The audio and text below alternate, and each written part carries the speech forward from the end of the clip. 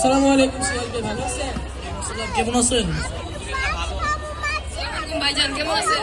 ভালো আছেন, ভালো আছেন ভাইজান, ভালো আছেন? কি অবস্থা, সবাই কেমন আছো? দেখি একটু সাইড প্লিজ। এখানে আছে, এখানে আছে, পিছনে আছে, পিছনে যাও, পিছনে যাও, পিছনে যাও। মোহাম্মদ আলী জিন্নাহ ঘোষণা দিয়েছে, এখন থেকে পূর্ব পাকিস্তানের সকল পত্রিকায় উর্দুতে প্রকাশিত করা হবে এবং পূর্ব পাকিস্তানের একমাত্র রাষ্ট্রভাষা উর্দুই হবে। শুনলাম চাকরি, লেখাপড়া সকল কিছু নাকি উর্দু ইংরেজিতে হবে। আগামীকাল থেকে দেশে 144 ধারা জারি করা হয়েছে। একরকম মানুষ দেখলে গুলি করার দাবি করা হয়েছে। এগুলো কি মেনে যাওয়া যায় নাকি? নিজ দেশে থাকার পরও কি আমাদের ভিন্ন দেশি ভাষায় কথা বলতে হবে? এটা কেমন কথা?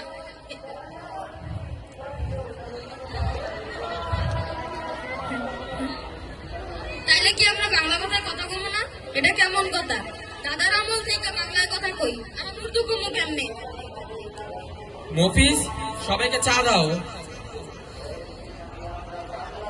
শোনো সবাই, আমরা এসব অন্যায় মেনে নেব না। ভিনদেশীরা আমাদের আর দাবিয়ে রাখতে পারবে না। আমরা বাংলাতেই কথা বলবো এবং বাংলাই হবে এই দেশের একমাত্র রাষ্ট্রভাষা। ঠিক তাই, আমরা আর বসে থাকবো না। এবার সময় এসেছে অন্যায় প্রতিবাদ করার।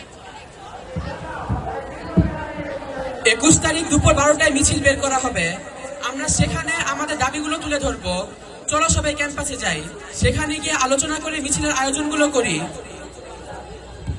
আমাদের দাবিগুলো উত্থাপনের জন্য কিছু প্লেকার্ড বানাতে হবে, সেগুলো নিয়ে আমরা মিছিলে যাব।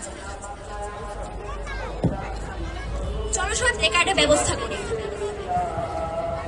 তাইলে ভাইজানরা, আমি আপনাকে বাইরের খবরাখবরগুলি দিমু। তাইলে আমিও মিছিলে যাবো। চলো সবাই।